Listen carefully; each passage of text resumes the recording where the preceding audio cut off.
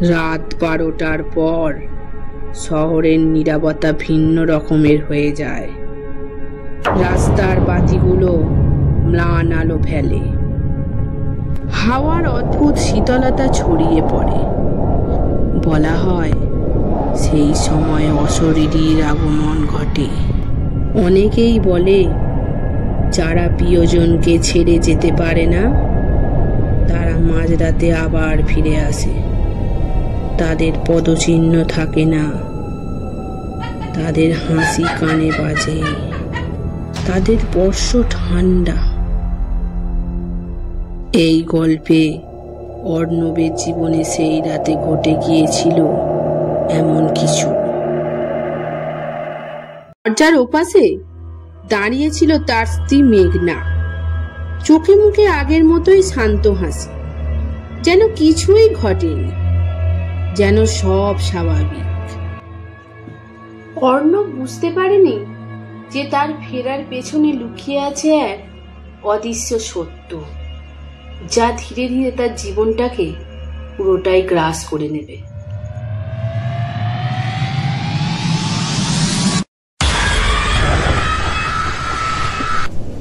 আকাশ কালো মেঘে ঢাকা, দূরে বজ্রপাতের শব্দ শোনা যায়। মাঝে মাঝে বিদ্যুতের ঝলক অন্ধকার ঘরটাকে আলোকিত করে। অর্ণব একা বসে আছে ডাইনিং টেবিলে। সামনে রাখা খাবার ঠান্ডা হয়ে গেছে। দেয়ালে ঝুলানো ঘড়ি থেমে আছে ঠিক রাত 12টায়, যেন কোনো অদৃশ্য শক্তি ঘড়িটাকে থামিয়ে রেখেছে। হঠাৎ দরজায় মৃদু টোকা। অর্ণব চমকে ওঠে। এই গভীর রাতে কে আসতে পারে? দরজাটা খুলতেই দাঁড়িয়ে আছে মেঘনা, তার স্ত্রী। দরজা খুলতে এত দেরি করলে কেন? চোখে মুখে আগের মতোই কোমল হাসি, কণ্ঠে অদ্ভুত শান্তি। অর্ণবের বুক ভরে যায় স্বস্তিতে। এতদিন পর স্ত্রীকে দেখে তার মন আনন্দে ভরে উঠেছে। মেঘনা নিস্তব্ধে ঘরের ভেতর প্রবেশ করে। মেঘনা ঘরে প্রবেশ করার সঙ্গে সঙ্গে ঘরের বাতাস যেন ঠান্ডা হয়ে যায়, আর দেয়ালে ঝোলানো ক্যালেন্ডার হঠাৎ মেঝেতে পড়ে যায়। অর্ণব খেয়ালই করে না। রাত বাড়ে, অর্ণব আর মেঘনা খেতে বসে, কিন্তু মেঘনা খাবার খায় না, শুধু বসে থাকে শূন্যে তাকিয়ে। অর্ণব জিজ্ঞাসা করে, তুই কিছু খাচ্ছিস না কেন? মেঘনা হালকা হেসে বলে, আজ আমার খিদে নেই। হঠাৎ বাতি নিভে যায়, আবার জ্বলে ওঠে।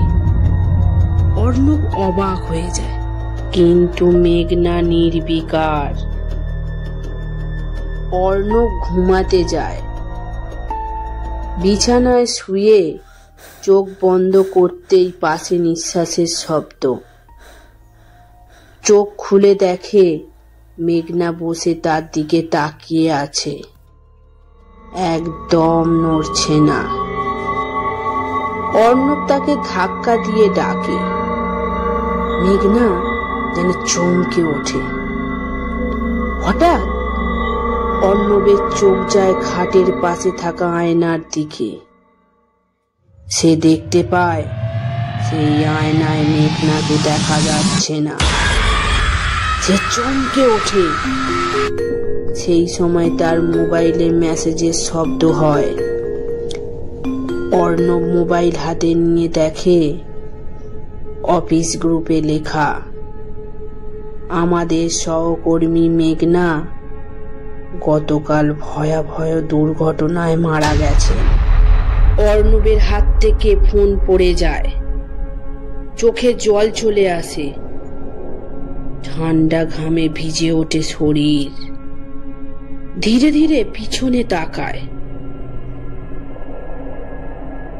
মেঘনা বসে আছে, এবার মুখটা একটু অন্যরকম, অর্ধেক ছিন্ন বিচ্ছিন্ন, চোখ রক্তে ভরা, আর ঠোঁটে এক বিকৃত হাসি। মেঘনা ফিস ফিস করে বলল, আমি তো বলেছিলাম তোমাকে ছেড়ে থাকতে পারবো না।